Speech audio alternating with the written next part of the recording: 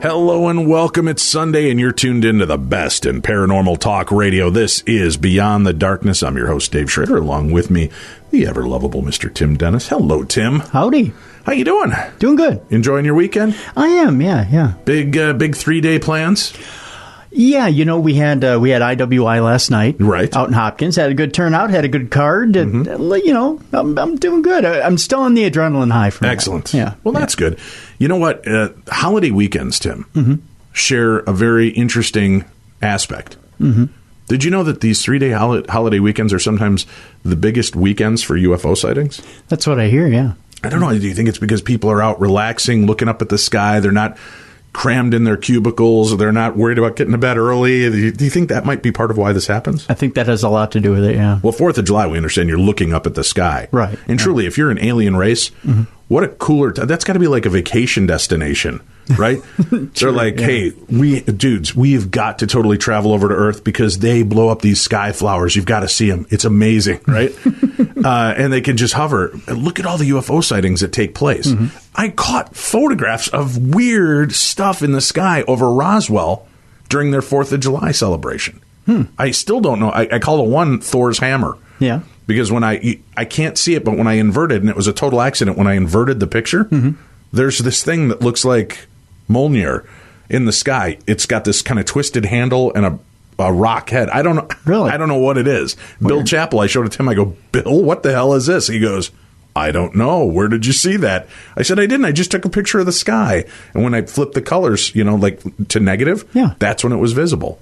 Weird. Yeah, so some weird stuff. But, since it is a holiday weekend, Tim, and we want to help people kind of escape, right? Maybe they're stuck at home and they can't escape. They can't get away. They're tied to the home because they've got to get back to work in a day or so, right? Tonight, we're going to transport them. Okay. Because... again, talking about UFOs, talking about this long holiday weekend, let's take people on a vacation to a balmy destination, Tim. Let's take them somewhere exotic where we can talk about the experiences that are taking place over the skies. I like it. Right? And we're going to do that with somebody in the know. Okay. Our guest is Beverly Trout. She's an assistant state director for MUFON, the Mutual UFO Network, and is the chief investigator of MUFON's 5 active UFO investigators for the state of Iowa, Tim. Far enough away? Exotic enough? Balmy destination, Tim? Palm trees? Warm sand? It might have hit 90 this weekend, but I don't know about balmy and exotic. It's our neighbor to the south, right? Yeah. All right, we'll take that. It's southern from Minnesota. Beverly Trout is our host, or our guest today. She is Iowa's assistant state director for MUFON. Beverly, thank you for joining us. Well, it's great to be here. Thanks for having me. I have, reaching out to you, just chit-chatting and finding out how much is going on to the state adjacent to us was kind of astounding, and that's why I thought it'd be interesting to talk with you about it. When people think of UFO sightings, most of them we hear are coming from the West Coast, from the East Coast, and the deserts and these kind of areas. Iowa just did not register with me as being a hotbed of UFO activity. Is there a pretty steady stream of unknown flying phenomena taking place over Iowa on a regular basis? Well, there is, and in my 26 years, of course, I've run into some extremely interesting cases, and they're still happening, obviously. We actually have had quite a few triangles over Iowa. You're in Minnesota, so perhaps you might even know where the town of Britt is in Iowa, because it's very close to the Minnesota border and not far from Clear Lake in northern Iowa. And, for instance, during a lunar eclipse in September of 2015, when a lot of people were out, of course, looking up at the sky, within about a 4.5-hour time span, there were 14 triangles at fairly low level over Britt. And, of course, we were interacting with multiple witnesses. And, when we talk about witnesses, oftentimes we're talking about people who are rather well known in their communities. And obviously in MUFON, we do not reveal witness identity. It's fine if the witness wants to, but we are sensitive to their career needs, their family needs, their friends, whatever. So that was quite an investigation, and we were interested enough that we had 3 of us who journeyed to Britt and interacted with these witnesses and so on. We've also had a very recent triangle sighting, by the way, at the north edge of Des Moines in south central Iowa. And this is a triangle at about 1,000 feet altitude, as estimated by the witness. Came directly overhead, did a maneuver, and adjusted its trajectory all in a split second, and then proceeded on, and then did another maneuver and did a hard right ankle turn, and, very quickly disappeared. It was about a 10-second sighting. So, and we've had them actually right in Des Moines. And when you have a sighting like that over a busier center like Des Moines, are there multiple witnesses that are calling this in from different angles? Was this a one-off kind of witness? What can you tell us about that? What happens in these sightings so really pervasively is that you usually get one report and then nobody else reports. That's not to say that someone else might not have seen it, but not everybody is in the reporting mood. Okay. And so, you understand. The other thing that can play into that, Dave, is that sometimes these sightings are orchestrated by the UFO crews for the benefit of a specific witness or witnesses. And so there can be a rather selective technology which can be activated by the UFOs to determine who gets to see and who is, not perhaps switched off, shut out, just is not, it's not visible to them.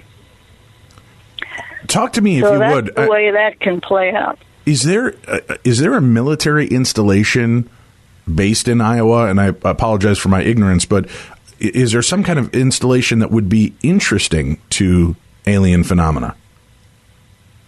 Well, in the case of the Des Moines area, we have a National Guard facility called Camp Dodge, which is on kind of north of Des Moines, and by the way, not too far from where this particular sighting occurred. Now, whether or not that particular facility would have drawn any interest from the UFO, I guess remains open to question, but my take is because that particular witness had also had another sighting 2 years ago of a triangle at very low level. On that occasion, it was around 2,000 feet, and he stopped his vehicle and stood underneath it for 2 minutes looking up at the underside and so on. So I would, as an investigator, need to strongly speculate that this particular witness is being targeted in some way, that the UFOs know that he's the one that they want to view what he is seeing. And so, you get into this kind of thing. All right, let me start with your background, if you would. What specifically got you involved in investigating claims of UFO activity?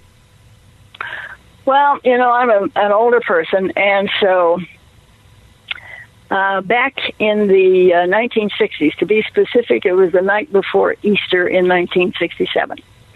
And at that time, my husband and I had a dairy farm, milked a lot of cows. We were very close to the city of Des Moines. It would only take about 25 minutes to get into downtown Des Moines.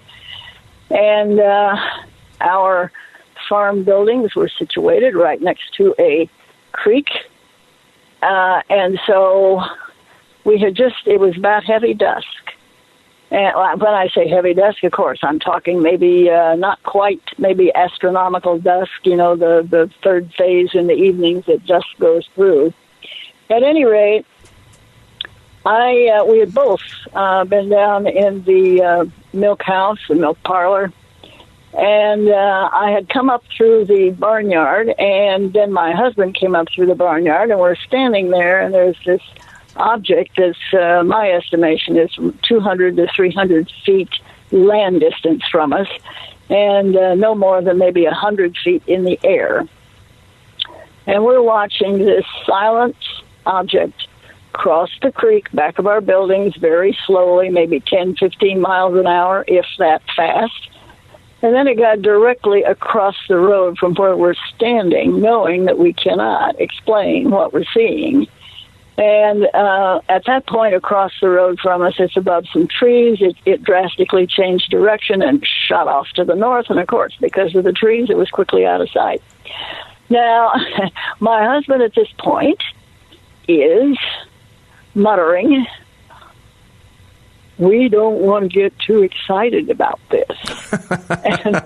and so at that point, we had what is known in investigative research into UFOs as an inappropriate response. Now, the inappropriate response was we never said another word about the sighting that evening. So and that was however, it. Okay.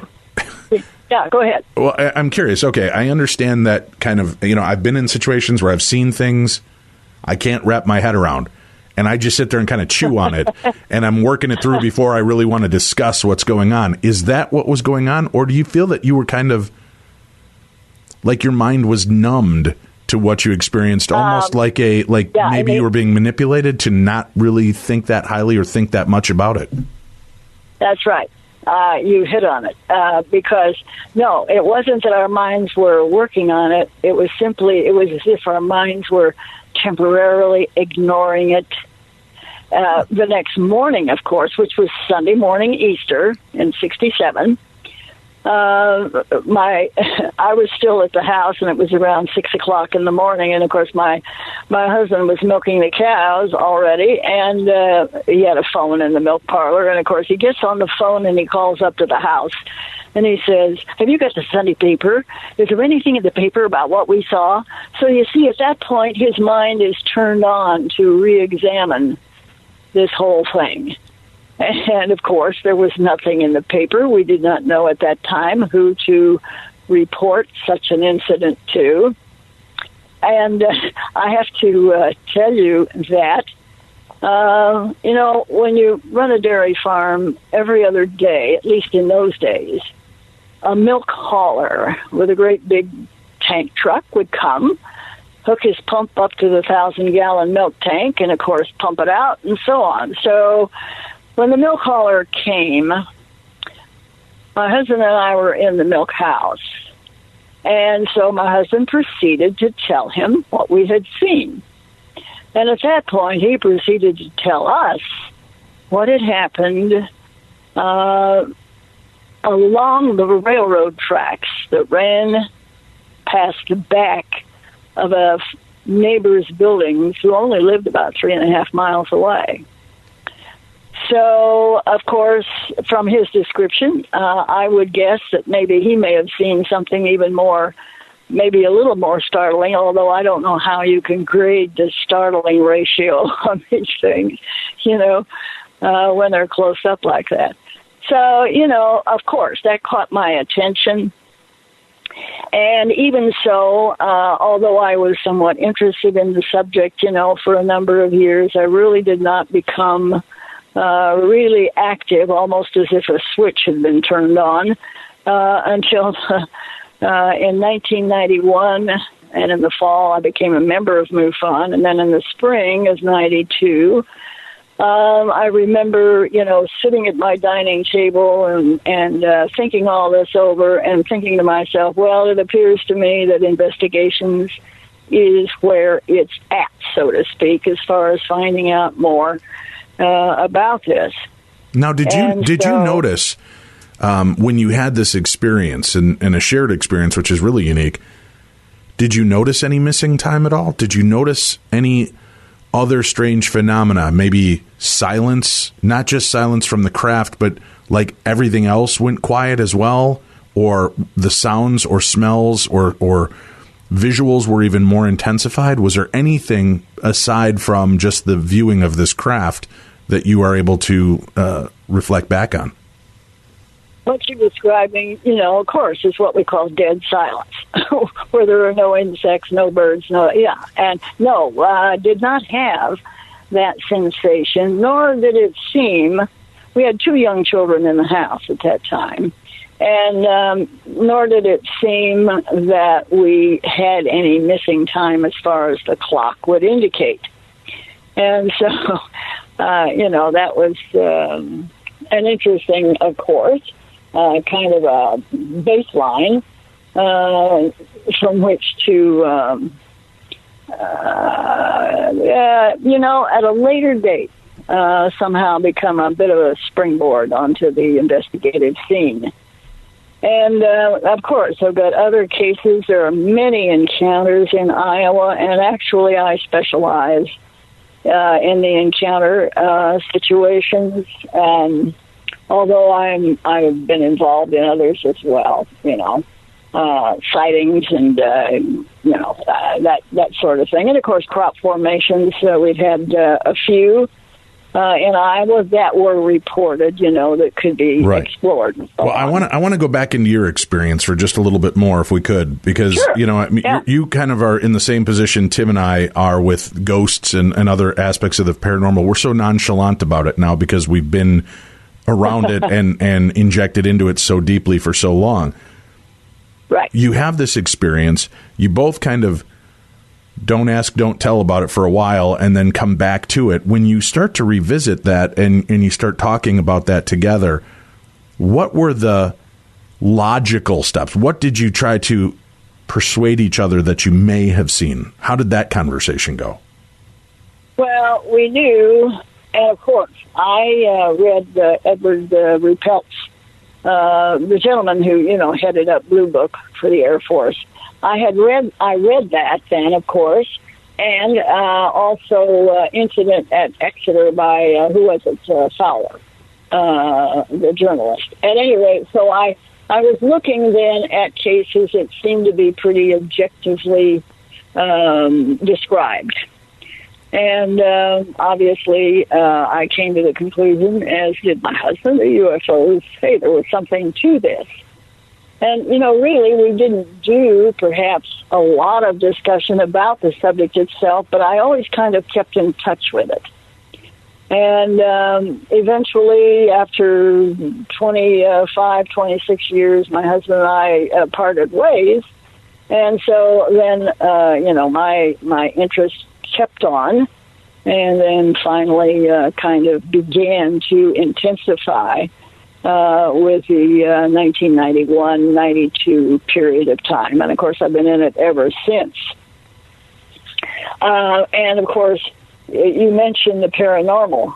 That's a big thing with me because I understand that it's very important to know the difference between what is paranormal and what might be UFO screen memories presented to witnesses. And so I've delved pretty heavily into that. All right, talk us through that aspect. That's intriguing to me. If people think that they're seeing quote-unquote shadow people or maybe having ghostly encounters at home, do you think that what they're dealing with is an alien implanted memory, a false flag or a false image that they're seeing to try to, dissuade us from believing that it might be an alien being of some sort? Sometimes it is, and sometimes it isn't. I tend to, well, I've got 3 categories in which I put this paranormal and alien-related stuff into. I guess the first one, if you'd like me to address this, is where you have both the paranormal and alien-related incidents, and I can give you a couple of examples here. Please. All right. And this first one concerns a now deceased friend. I'll call him Ken. Ken was an excellent remote viewer. And, in the Des Moines area, he was kind of known among those of us who were kind of delving into remote viewing on a kind of a playful, experimental basis in our local area. He was known as a very no-nonsense guy about his psychically activated abilities. So this incident that happened, he had been back to a conference. This was about 1996, by the way.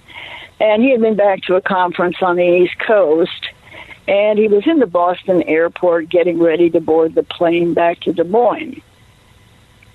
And knowing Ken, I'm not at all surprised that he purposely got on the plane among the first passengers, and then he purposely marched himself back to the back row of the plane's cabin in order to psychically scan the other boarding passengers. And suddenly, Ken's attention was focused on a tall, well-dressed, business-type individual putting his briefcase in the overhead. And instantly, Ken perceived that he was seeing a full reptilian alien, able to present himself in human form. Well, in that same instant that this washed over Ken's awareness, the individual turned his gaze clear to the back row of the airplane. And Ken forgot. He blanked the incident until the next day when he was in a local supermarket with his wife. Now, of course, when he got back to Des Moines, he called me up right away to tell me what had happened. And, of course, it seems to me rather obvious that, yes, Ken's paranormal abilities were activated. And it also seems obvious that this full alien had paranormal ability to temporarily block, Ken's intrusion into his identity space. So it was an interesting example, and of course I do think that there are many walking among us. Now, another example I have that I think speaks to this point of something being both paranormal and alien-related actually goes back to a 1991 Iowa case that actually was reported to me last year. Sometimes, these witnesses, when they're rather in their young years, like 19, 20, 21, 23, whatever, at the point at which an incident happens, they're somehow inhibited from reporting it to anybody. But then when they mature and they're thinking about it and perhaps it's on their mind, in other words, it's just kind of something that doesn't quite go away and they suddenly need somebody to tell to. So this was reported last year, but it happened in 91. Now, at that time, this young man was farming with his parents. And on this particular day, bright, sunshiny day, he said, not a cloud in the sky, he happened to be standing. He was out in the cow pasture on an errand, and he's standing there when suddenly a huge shadow or blackness enveloped him. And, of course, he looked up, wondering what on earth. And at first, he was horrified to see a huge, he estimated that it was 600 feet on a side. This is a triangle. And he estimates it was only about 100 feet above him. And, of course, at first, horrified. Now, here's the hitch in the incident. The next thing he realizes is that he finds himself in a different location in the pasture about 100 feet away from his original position. And instead of standing upright, as he had been when he first saw that shadow, he's now down on one knee, he's still looking up, and now he is no longer scared at all. And he describes it as the triangle moving so slowly that it took 4 to 5 minutes time span for it to move beyond his kneeling position in the pasture. Now, obviously this incident was alien related. It was UFO related, and obviously his perception had been manipulated to block out whatever interaction precipitated, his change of location when he finds himself down on his knee. And, of course, he's now psychologically drastically changed his perception of what's going on. Right. And the thing that's also rather interesting about this particular witness is that earlier in the year of 1991, he had been driving from a friend's home back to his parents' farm where he was farming with them. And he sees a light approach, and first he thinks it's a helicopter and all this kind of thing, but it kept kind of jumping in its approach. That is, it would be in one location, he'd still be watching, and suddenly it would be in a location closer to him. Well, the culmination was that it approached his car. It's at about 50 feet in altitude. And, of course, as it approached its horizontal, his estimate is if it had flipped from the horizontal to the vertical, he could have reached out and touched it. Ooh. And in that case, there was a block that he could point to of missing time because he should have arrived home earlier in that 15-mile drive than he did. And I'm sure there are other, researchers. Well, then, you look at those where, there's been some paranormal stuff that's been exercised in addition to whatever nuts and bolts, quote unquote, may be, involving the UFOs. But then you get to the UFO screen memory incidents. So if you'd like some examples on that, I've got some barn burners here. Nah, who wants to hear good stories like that? I'll tell you what. Why don't we do this? I do want to hear those. I want to get into a lot of this. We have a theater of the mind, which I think ties in really interestingly with the stories you've been telling. So I want to make sure that we can cover that as well. Today, it's time to open the doors to the archives as we go deep into the recesses of the vault and probe the files for this theater of the mind. Today's story comes from the real-life experience of Randy Bump. Nothing is quite as it seems. In the fall of 1989, I had had a long night of drinking and hanging out with my friends and decided driving was not in my best interest. I made my way around the noisy bar, saying my goodnights, exchanging handshakes, high fives, and hugs along the way. And when I finally crossed the gauntlet of drunken friends, neighbors, and coworkers, I reached the exit to the bar. When I pushed open the doors to the outside, I was met with a welcoming blast of fresh, cool air. And as the doors behind me closed, the sound of the party inside faded, and I set forth for my 2-mile walk home. I had walked this lonely walk many more times than I care to admit, but it was the right thing to do, and I refused to get behind the wheel of my car in this condition. Now, when I say this condition, I want it made clear. I was enjoying a nice mellow, and there may or may not have been some slight staggering on my walk home, but I was not fall-down stupid drunk. I was in a place of ease and comfort. You should know that for what I'm about to share. As I plodded along what seemed like an endless stretch of dark highway before me, I turned my hazy gaze to the skies above me, thoroughly enjoying the expansive night sky. That was when I noticed something dark, long, and silent, hovering in the sky just ahead of me. It looked massive, maybe like a DC-10 in length, but it was triangle and hovered there silently. I kept my eyes fixed on the looming craft as I continued my journey. The mix of cool, fresh air and the slow but steadily increasing boost of adrenaline was rousing me from my inebriated state, and my fuzzy mind was becoming sharp and inquisitive as to what it was I was actually witnessing. The strange thing was that cars would whiz past me on this road, weary travelers seeking the safety of their homes, but no one seemed to be seeing what I was. Maybe they were too drunk or in just too big a hurry to cast their gaze towards the heavens, but I was enthralled.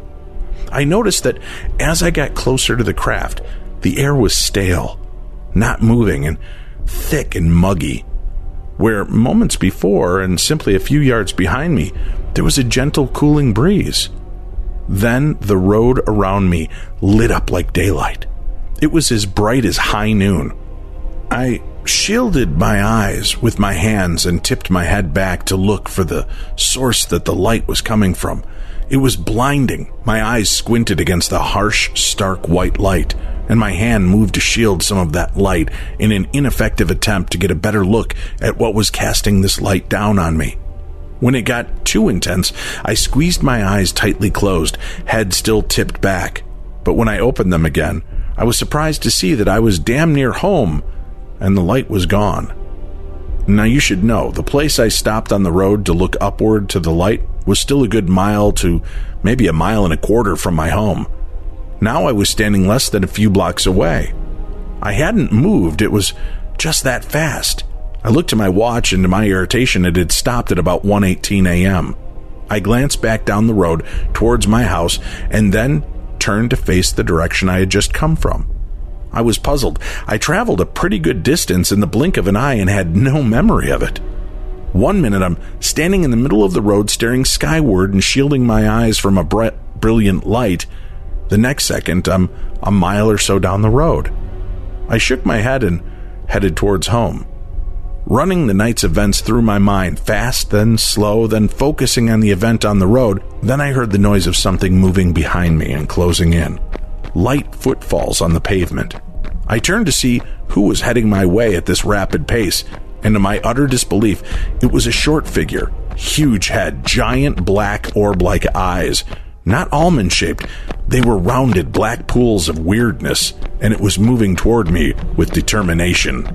I yelled, "Hey man, back off!" And to my astonishment, it stopped. And like a confused puppy, its head tilted to the side as if it was sad for having been spoke to so harshly. Then, the light struck the road a few hundred yards back up the road from where I had just been, and it began traveling silently but swiftly through the air. There was a sound of rushing wind, but nothing mechanical, no engine, just wind moving like a storm was blowing at breakneck speed. My little friend looked toward the light, then turned to face me again. Its face looked much less friendly this time, and it put its head down and began to charge me, the light falling in closely behind it. I didn't know what to do, but I did know I was ready to kick this little fella into next week if it kept running up on me. It seemed like the closer he got, the slower he moved, the louder the roar of the wind. I positioned myself to give this alien a hell of a kick, and it looked up at me, its mouth turned downward in a cross between pain and rage, and I let go with my leg. And at that exact moment, the light hit me. I was surrounded by the sound of crashing glass as my foot connected with the vase on my coffee table in my living room. I had sent it flying and it hit the wall hard, shattering into hundreds of pieces. The light flickering on and off, and my roommate came running down into the living room, baseball bat in hand, demanding to know what the hell just happened. I turned and said, I don't know. I seriously, I don't know. A minute ago, I was on the road down the block about to give a swift kick to something charging me, and the next thing I know, my kick connected to the vase, and I'm in my dark living room. He looked at me like I had lost my damn mind, and I heard him mutter as he turned away to go back to his room. Drunk idiot. I stood there at a complete loss. What the hell just happened to me? I eventually made my way to the bathroom and decided to take a quick hot shower, and as I pulled my shirt over my head, I was astonished to see a series of red dots forming a triangle on my chest. Blood trickled from one of the wounds. I lifted my finger to the bleeding hole and touched it. I was met with white-hot, blinding pain, and when I let out a scream of pain, I found myself sitting bolt upright in my bed. That's when I heard the violent thumping on my wall. 3 loud bangs against the wall. I was terrified, unable to move. That's when I heard my roommate yell from the next room, "Keep it down in there, Jesus! People are trying to sleep." I shook my head, reached to my chest, and found scabbed over wounds that looked days old. I thought I was losing my mind. I laid down and closed my eyes, my mind whirling. And then as I began to fall asleep, I saw him, his face, those big round black eyes, and the turned-down mouth opened, and from it a loud, ear-shattering noise that sounded like an alarm clock. My alarm clock. I opened my eyes and hit the snooze button. I looked at the clock, and in amazement, it was 11 a.m., 2 days later.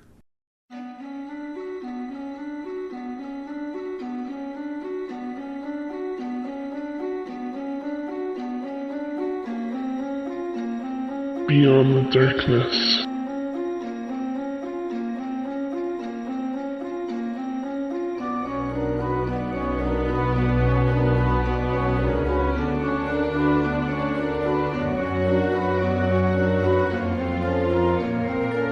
There's something weird over the skies of Iowa, and we're talking about it today with Beverly Trout. She is the Assistant State Director for MUFON, the Mutual UFO Network, which was founded back in 1969. She's a Chief Investigator for Iowa, MUFON's 5 active UFO investigators. And she's here talking to us about a lot of great stories, accounts, and some of her own personal stories as well. Before the break, you said you've got a great load of stories to share with us regarding, what do you call them, screen memories? Yes. Okay. We've been talking about, I just related, a little bit ago, a couple of incidents that illustrate both the paranormal and alien-related within the same incident.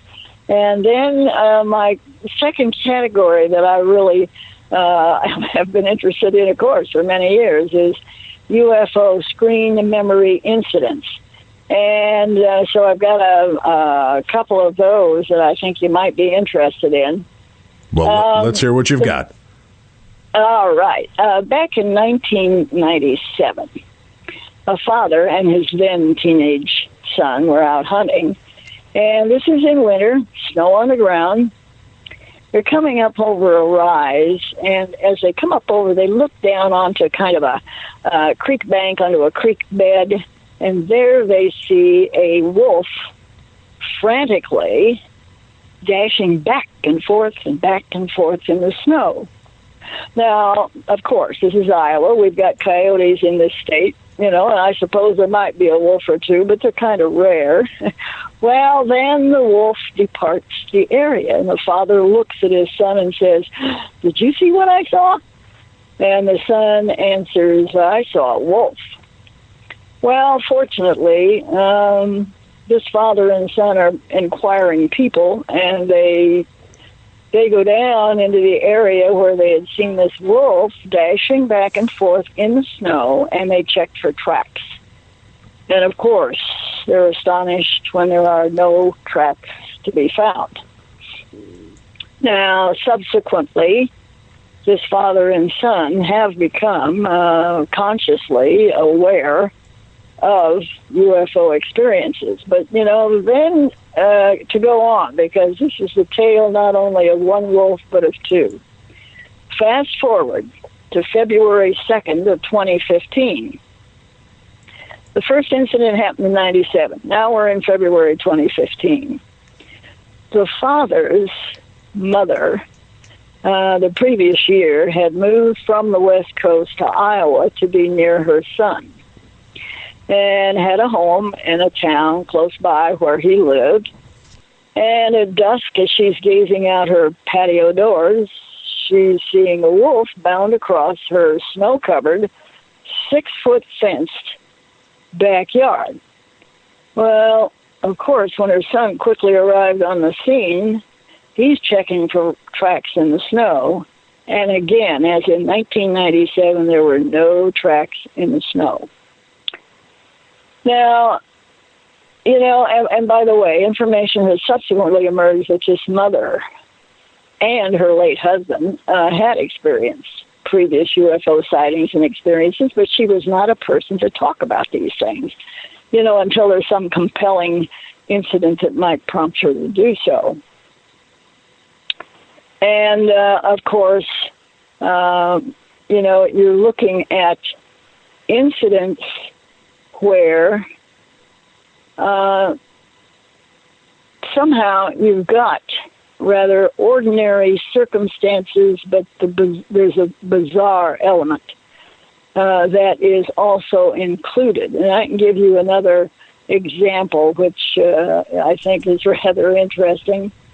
When the screen memory it kind of pulls the witness's front and center attention onto the screen memory. But, always there's enough environmental caveat, such as the lack of the wolf tracks, that gets the witness to thinking, wait a minute, what's happening here? So the second example happened in 2003. A couple who, over the 4th of July weekend, had been to Minnesota, was on their way back into Iowa, and they were on Highway 169 north of Adel, Iowa, which is a town that's, I think about 15 miles west of Des Moines. And this is about 2:30 in the morning as they're driving back, and 3 happenings occurred within a 4-mile stretch. And I need to say, I might be able to discount the first happening if no further incident had occurred. But anyway, here's what happened. First of all, a deer came onto the highway, but the car did not hit it. They just slowed down and everything came out okay. Now, that's the one that maybe you could discard if you didn't have the other 2 things happening. About 2 miles further on, the couple sees an ambulance sitting in the center of the highway. Headlights were on, driver's door was open, the rear doors were open, and the area lights were on as if it was working an emergency. But there was no emergency to be worked. The flashers were not on. The area was deserted. There was no emergency at all needing attention. And, of course, at this point, the couple is easing their way around this vehicle that's sitting in the middle of the highway. They go another 2 miles further on, and at this point, they are seeing what looked to be a man standing motionless, not moving, with his back next to the highway. He was not engaged in any activity that would justify his presence or his stance. And there was no farmstead, and there was no residence in the area, and there was no vehicle in the area. And, of course, at this point, the driver is muttering, "Shall I stop?" And his female companion is saying, no, drive on. Because, of course, at this point, they're pretty well spooked. Now, as an investigator, I look at screen memories as substitutes, which are really presented to obscure something totally different taking place during the screen memory event. I teach UFO classes for the adult education department of the Des Moines School District, and I always tend to define screen memories as something, it's a presentation of something rather ordinary, but it's always couched or presented in somewhat unusual environment or circumstances and so on. So in other words, so the witness has real problems in trying to satisfactorily connect all the dots within the framework in which the incident plays out. And to me, as an investigator, it's almost as if something is saying to the witness, pay attention. There's something going on in your life experience which is beyond your current paradigm. What you see is not what is necessarily actually occurring. And so, the screen memories, and of course, any number of cases by various researchers have pointed to screen memories as part of the technology ability of UFO alien crews and so on. So it's interesting. And then you get into the strictly paranormal incidents with no alien input. And I've run across some really interesting examples in those cases as well, if you'd like to hear those, Dave. Of course, please. I find this stuff fascinating. And the way you deal with it. When you talk to somebody, though, that has had one of these kind of screened memories, do you try to talk them through that, or do you just let them relate the story to you? I'm just curious, how do you get people to the point of understanding what they may have really been dealing with? Yeah. Well, obviously, I allow them to tell the story, asking any pertinent questions that I can think of. For instance, in the story of the wolves, were there any tracks? Well, of course, the big deal in telling it to me is we didn't find any tracks, this sort of thing. And so, actually, when the witnesses have someone who actually will listen to something that's maybe previously been outside their paradigm, this actually kind of introduces, I think, a certain level of comfort. And that is, they're able to open up, whereas with perhaps their next-door neighbor or even family or friends, this might be a no-no, in there.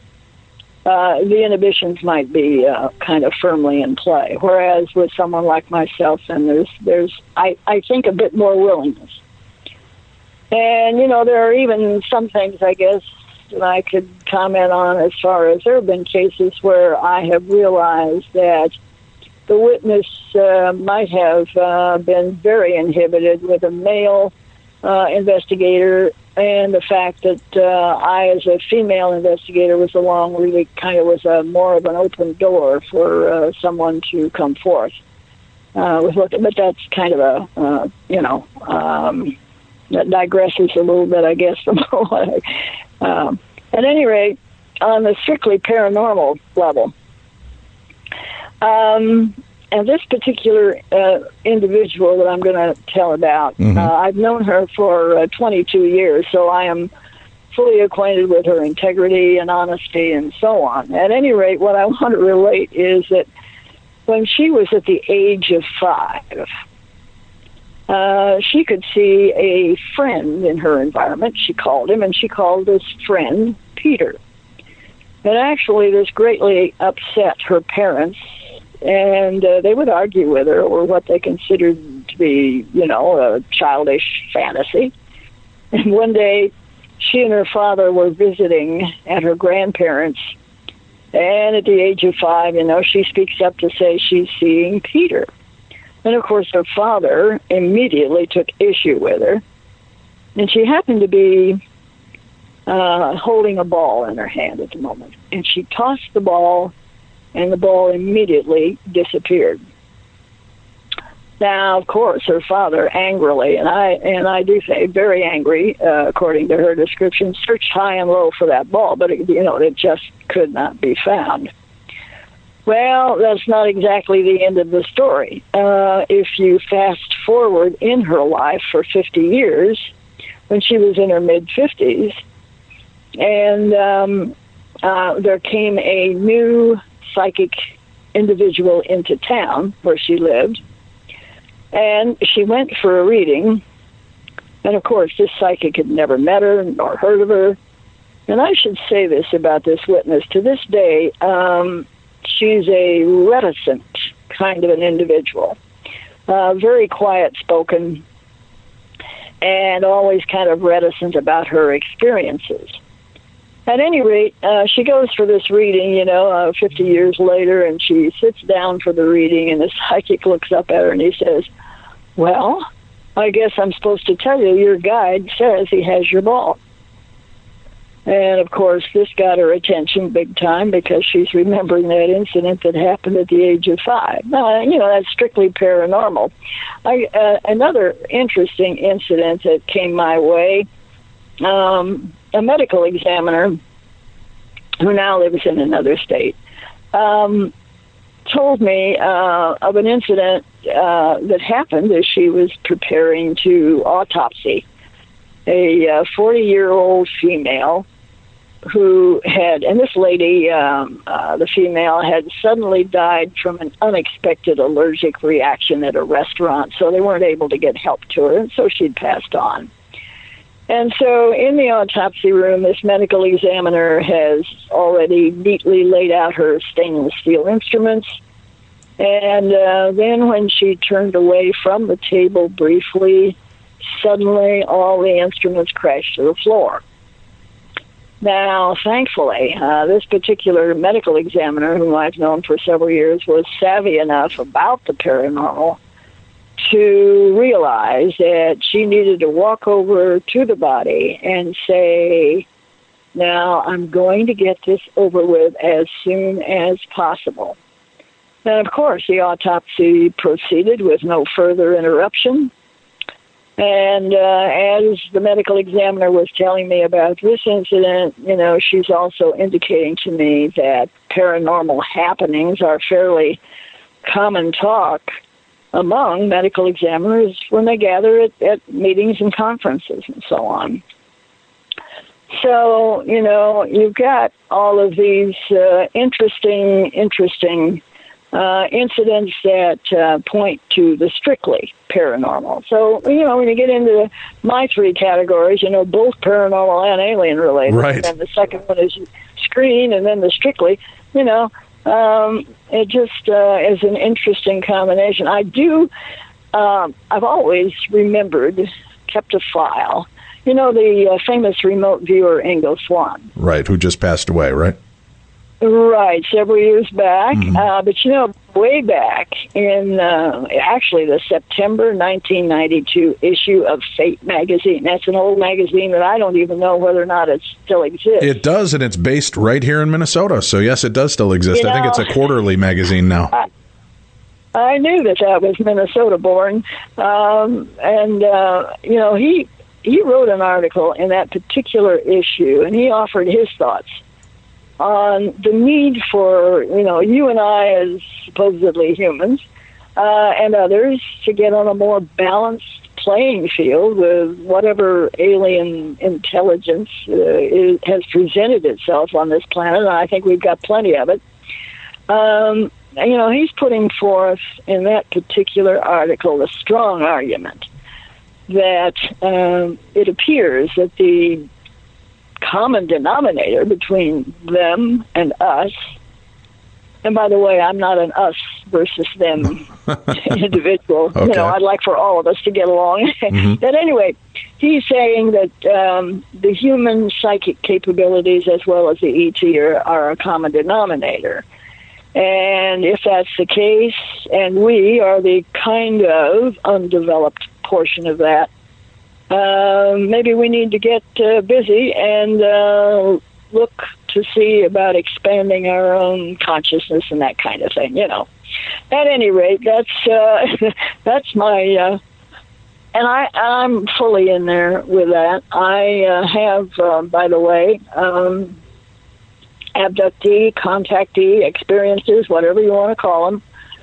I have a witness, for instance, who I've known for 5 years, and very intelligent person, and it would appear that some kind of perhaps latent ability has emerged in that last 5 years, in her kind of middle years, which seems to be coming pretty, information seems to be coming pretty fast and so on. And she happens to also be a witness who has been part of operating the ships when she's on board. And, of course, she's not the only one where that's been reported and so on. Wait, so they've been abducted to help fly the alien craft? Yeah. And, this is reported... this is reported every once in a while. Let me put it that way. Frequently enough to pay some attention to it. Which, of course, let's go back here. I don't know if you may be familiar with Grant Cameron, the well-known Canadian UFO researcher. Yes. And, Grant, whom I have high respect for, long ago has said, he's pointed to a gentleman by the name of Wilbert Smith, who back in 1950 was head of the Canadian government agency that was concerned with what they called flying saucers at that time. And, there's some documentation to back up that when Wilbert Smith invited the U.S. authorities, what was indicated to him was that mental phenomena was a part of how the aliens can fly the craft, as well as, of course, how they communicate with UFO experiencers. Mm-hmm.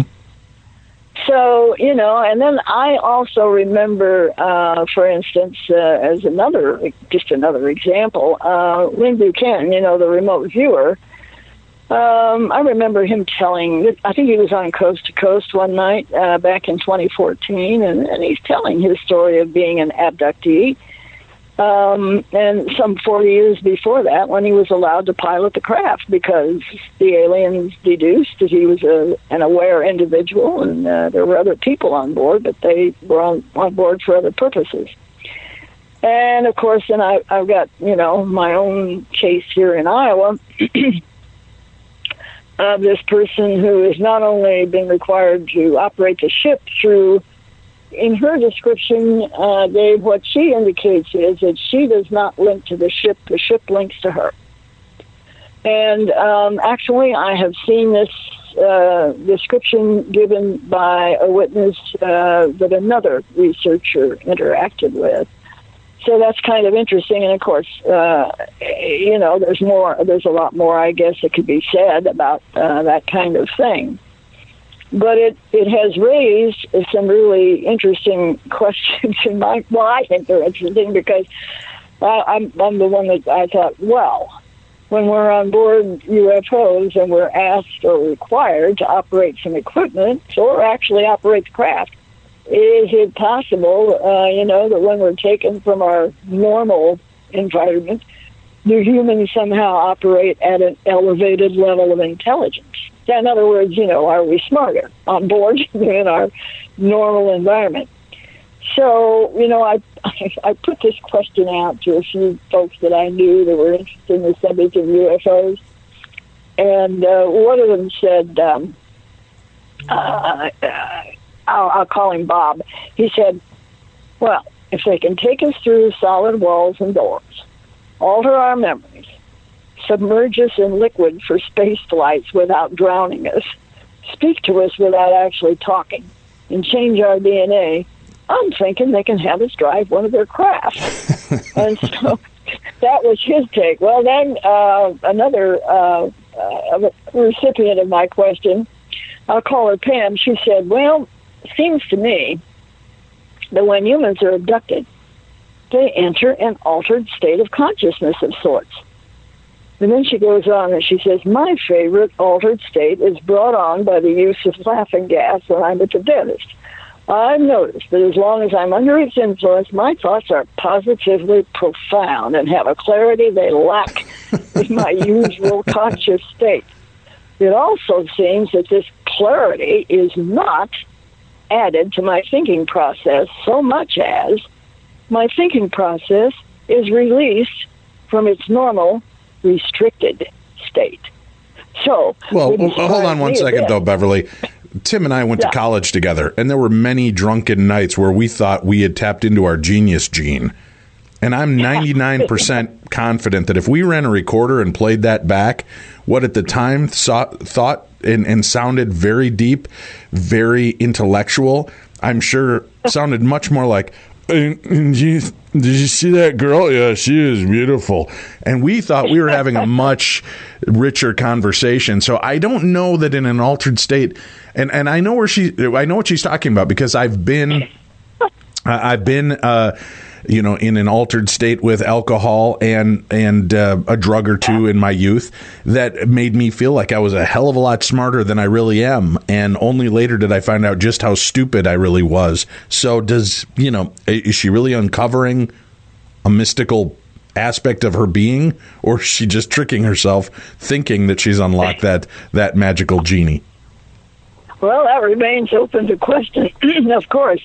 But I suppose the question that remains, is it us or is it them who bring about something different when we're, in other words, taken from our normal environment? Are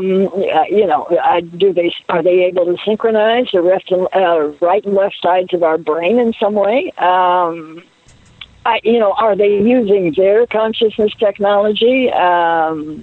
Or their physical mechanical technology to influence our functioning level. In a way, if there is an intelligence elevation, and that's a big if, that comes from the aliens, could it be that they may want us to realize that we have maybe some previously unsuspected capabilities? It's just, I can ask the questions. If I could answer them as easily, I might have something going here, But, it's an interesting thing. Now, in connection maybe with that, I don't know if you may be familiar with the American Indian PhD, RD6 Killer Clark. Yes, we've had him on our show in the past. Oh, good. She has written, especially, I like all three of her books, but her first one tells of an incident that kind of speaks to what you and I are talking about. She tells about an Alaskan university-educated American Indian who I think this happened in 2007, if I remember correctly. At any rate, who had planned maybe to become a teacher, but when his grandfather retired from operating a snowplow, he took the job. And, in her telling of it, apparently there was a 50-mile assigned stretch of road. And what would happen in a heavy wind-blowing snowstorm and so on, as happened on this particular occasion, there would be one snowplow at one end of the 50 miles and another one at the other end. And they would, plow, meet each other, go right on past the 50-mile mark, turn around, and come back and do it again, because, of course, the snow and the wind and all that sort of thing would be continually piling up the snow. And on this particular occasion, this particular gentleman got to about midway, and suddenly, in the midst of all of this noise and wind and snow, about 20 feet in front of the plow, there's a disc sitting right on the roadway. And if I remember correctly, I think it had orange lights on it at that time. And, of course, apparently the disc crew was just as startled as the snowplow driver, and immediately it took off, and the lights on the thing turned white. Well, the driver became aware that his snowplow had shut down, and, of course, in that kind of weather and the cold and so on, that's not a happy thing to happen. But luckily, it started right back up, and he got a little bit of speed, and then he felt a bump. And, of course, he stopped, and he's getting ready to climb down out of the cab and find out what on earth he had bumped into. Well, at that point, before he could get down out of the cab, a hand shows up on the window, and then a face, and apparently one of the crew had got left behind. And, and so... he's not about, of course, to get out of the cab at this point. So then suddenly, this individual, the UFO crewman, the alien, kind of a diminutive stature, by the way, but apparently looked human, was suddenly standing right in front of the snowplow on the roadway and communicating that he was cold. And the snowplow driver is apparently communicating back, well, come on up into the cab. He wasn't going to leave somebody to, die in the cold. And at first, the little alien seemed to be somewhat reluctant and kind of ran off to the side of the road towards some trees. But then suddenly he's back in the roadway, and again, the snowplow driver is indicating, come into the cab. And, of course, he expected him to climb up the ladder to get into the cab. That didn't happen. He just simply appeared in the cab. Well, and, of course, he needed to go on the other 25 miles to reach the end of that 50-mile stretch. And turn around and head back. And, of course, when he got back to the spot where he picked up this crewman, there, of course, was the disc. They realized they'd left him behind, and they're back to pick him up. And at this point, the little alien simply appears in the roadway and raises his hand in a farewell and then disappears inside of the disc. Now, some conversation, I should say some communication, had occurred during the pickup and and so on. So during that 50 miles that they would have gone on and then come back to the spot where he's picked up. And during that time, the alien wanted to know about the technology associated with the snowplow, and of course the oil-based thing seemed rather primitive to him. And he was reported as making a comment that our scientists ought to be looking into magnetics. And the snowplow driver asked him how he was able to simply move himself from one place to another. Excuse me. And at this point, he made a comment which kind of speaks to what we were talking about, this operating of ships. He said, if you knew how to use your brain, you could do it too. And I thought that was a rather significant comment, obviously. We apparently have some built-in, perhaps, capabilities that we have not explored. And so we get back to Ingo Swann's, injunction, hey, folks, get busy. Learn what you really are, who you really are. Mm-hmm. Which is kind of interesting. Very interesting. I want to touch base with you. I know time is running out on us here. I wanted to hear a little bit about some of the crop circle stories and what your take is on that in connection truly with UFO activity. Is it something that is tied directly to UFO activity, or do you believe it is a separate phenomena unto itself? Beverly Trout is our guest. She is Iowa's Assistant State Director of MUFON, the Mutual UFO Network. A lot of fascinating stories and accounts that you've been sharing with us. But you had mentioned crop circles earlier. I want to kind of end on that if we can. And you're certainly a plethora of information. We'd love to have you back on the show to chat about more. But tell me about this phenomena taking place in Iowa. And do you believe truly that this is an effect of UFOs or alien culture? Or do you think that we may be dealing with something completely different? Well, let me put it that way. I tend to think that probably it's UFO related. There have been videos seen of balls of light coming down over fields and, some appearance and so on. Now, not always do you see a visible UFO, however, and of course, these aliens have said time and again, we can be hovering right above your head and you don't know we're there because there's an invisibility factor. And I've run into cases in Iowa, the invisibility thing, where they were seeing something but no UFO, and yet they were looking in the sky as if they were being allowed at something, but, the actual craft was not showing.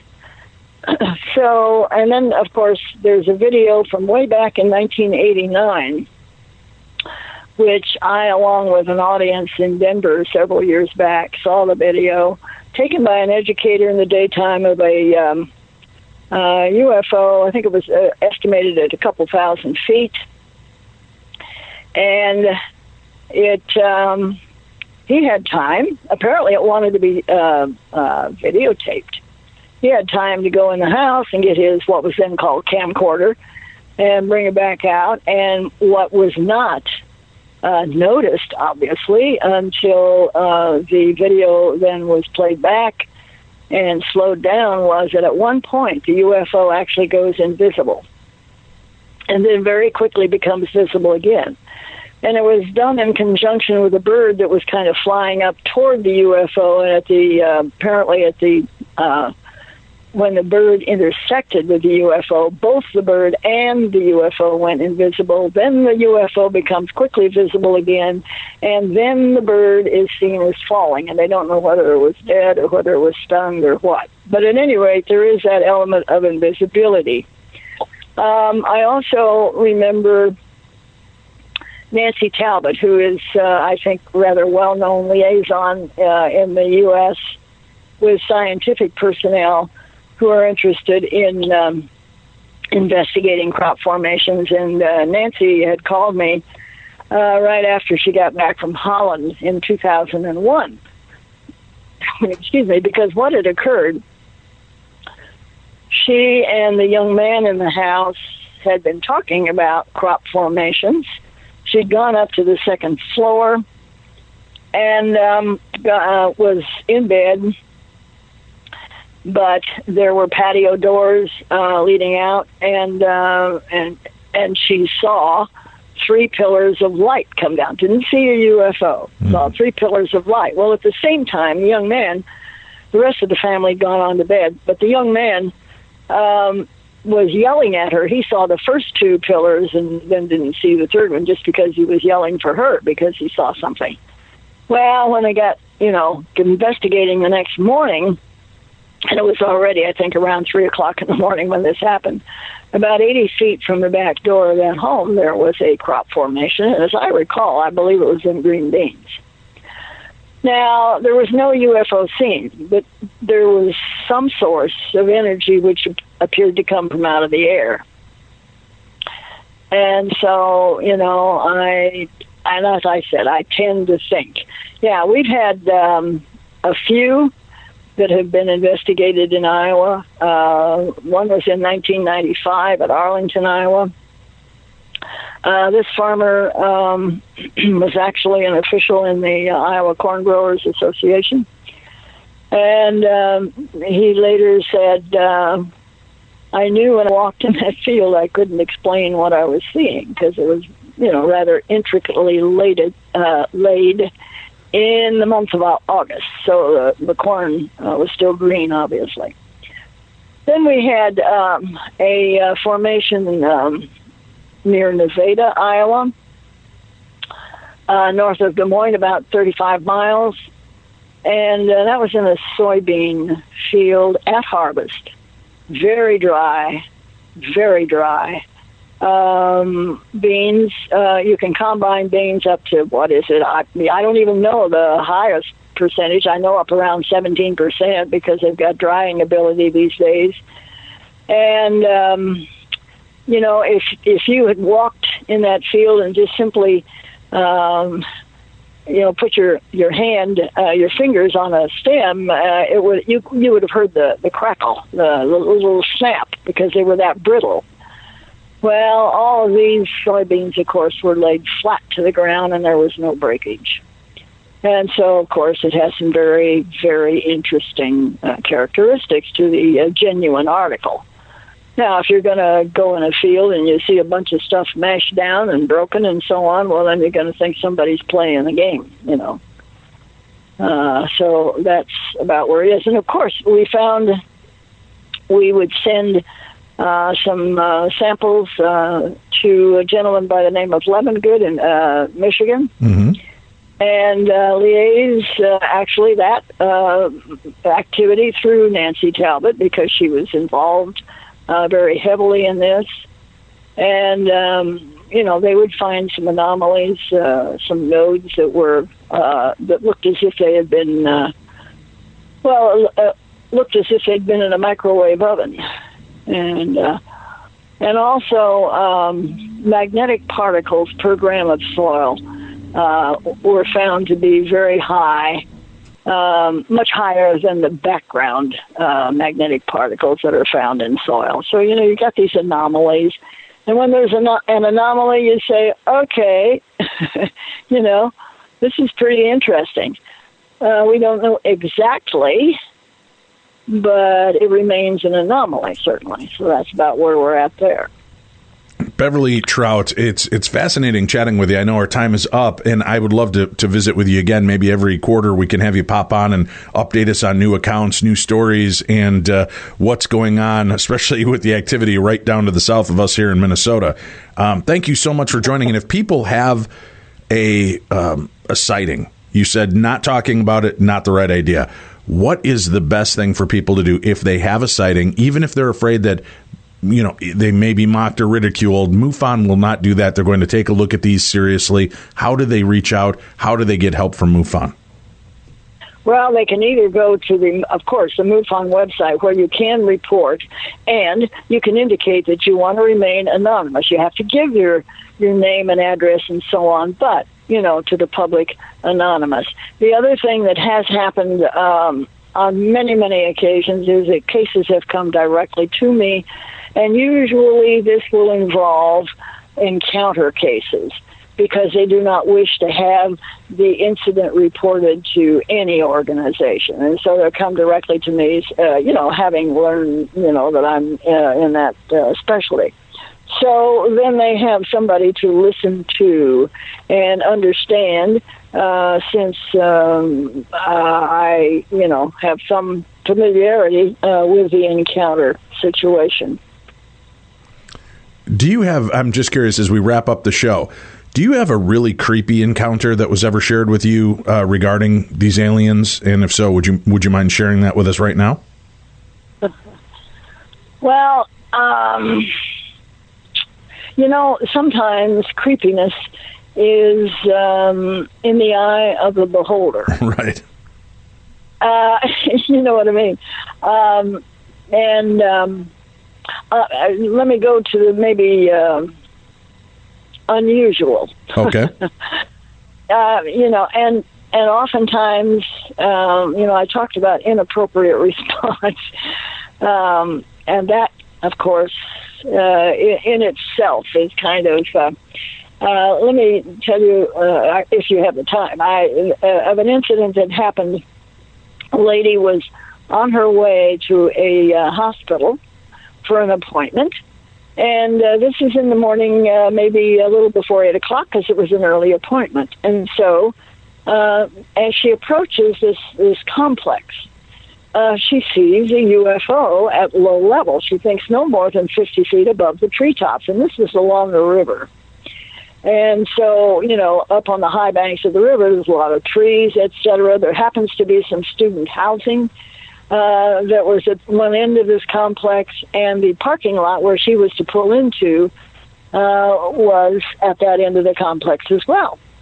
And so that she could go into the main building for her appointment. At any rate, so she's thinking, oh, my, I'm going to pull in the parking lot, and then I can get out of the car and I can see this better. Because, of course, she's looking through her windshield to begin with, and, looking at angles. Sometimes you're better off when you're outside the car. So she pulls in the driveway, she pulls into the parking lot, she parks. She does not even look in that direction. She simply gets out of her car and walks in the building and forgets about it until the next morning. And, the object was probably no more than, because, of course, I went to the site and I'm looking over all the terrain and so on, probably no more than a couple of 100 feet from where she parked her car. But you see, again, there is that, if you want to call it creepy, right? there's that sort of thing and that can happen. And so, a little bit similar, I suppose, to what I was relating earlier about the gentleman I called Ken in the Boston airport, when he was made to forget. So, Very cool stories. Beverly, thank you so much for joining us. And for all of you in the Iowa area, come on out and meet me. I'll be at Wizard World in Des Moines, Iowa, June 1st, 2nd, and 3rd. I'll be hosting panels with some of the cast members of Supernatural, Matt Ryan from Constantine, Butch Patrick from the Munsters will be on hand. Plus, I have 3 paranormal-themed talks that'll be taking place, one each day, Friday, Saturday, and Sunday. And I will be at a number of different Wizard World conventions throughout the year. I've got a great discount offer code for any of you, no matter which one of the Wizard World conventions you want to attend, whether I'm going to be there or not. Go to wizardworld.com and use the code DARKNESS20 to save 20% off of tickets for your adventure. So again, go to wizardworld.com. If you find an event in a location you'd like to attend, whether I will be there or not, make sure that you use Darkness20 at checkout to take advantage of those deeper discounts and getting 20% off of your total order. That's it for today. We will be back again with you next weekend with brand new episodes of the best in paranormal talk radio. And remember to join me Monday through Friday in the best of anomalous talk radio as I host Midnight in the Desert. You can find information at midnightinthedesert.com, a live show Monday through Friday, 9 p.m. to midnight Pacific time. That's 11 p.m. to 2 a.m. Central time, midnight to 3 a.m. Eastern time. More information can be found, and you can subscribe and become a time traveler with us at midnightinthedesert.com. We will be back again next week. For Tim Dennis, I'm Dave Schrader, and this is Beyond the Darkness.